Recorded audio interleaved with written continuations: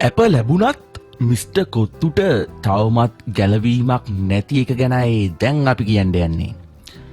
දැනට දැඩි කතාබහකට ලක්ව ඇති මෙරට ප්‍රමුඛ පෙළේ ආහාර සැපයුම් ආයතනයක් වන මිස්ටර් කොත්තු සම්බන්ධයෙන් පුළුල් පරීක්ෂණයක් පවත්වා ඒ පිළිබඳව කඩිනම් වාර්තාවක් තමන් වෙත ඉදිරිපත් කරන ලෙස කම්කරු නියෝජ්‍ය අමාත්‍ය මහින්ද ජයසිංහ මහතා කම්කරු දෙපාර්තමේන්තුවට නියෝග කර තිබෙනවා.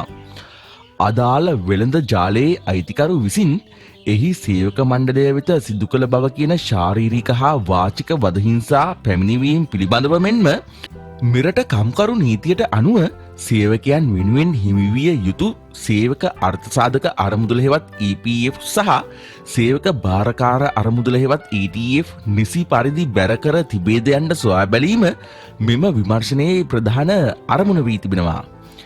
දිවයින පුරාම විහිදී පවතින මෙම ආහාර සැපයුම් ජාලයට අයත් ශාඛා 12ම කාම්කරු නිලධාරීන් කණ්ඩායම් විසින් එකවර සමූහ පරීක්ෂාවකට ලක් කිරීමට මේදී සැලසුම් කර තිබෙනවා.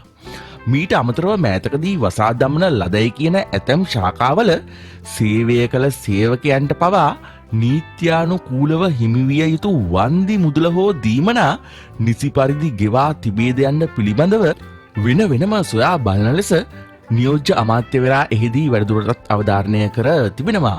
කොහොම හරි මෙම සමස්ත ගවේෂණාත්මක පරීක්ෂණය එළඹෙන 2026 ජූලි මාස 7 වෙනිදාට පෙර අවසන් කර එහි අවසාන නිගමන ඇතුළත් වාර්තාව නියෝජ්‍ය අමාත්‍යවරයා වෙත ඉදිරිපත් කළ යුතු බවටයි ඔහු සඳහන් කර තිබෙන්නේ.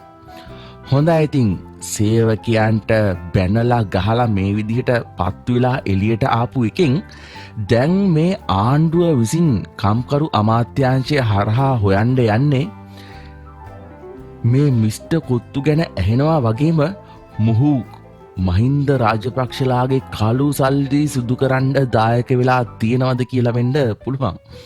හොඳයි ඉතින් ඇත්තටම මිස්ටර් කොත්තු රාජපක්ෂලාගේ කළු සල්ලි සුදු කරලා තියෙනවද කියලා අපිටත් ඉස්සරහට බලාගන්න පුළුවන් වෙයි. ඔයාලගේ අදහසත් කමෙන්ට් එකක් දාගෙන යන්න.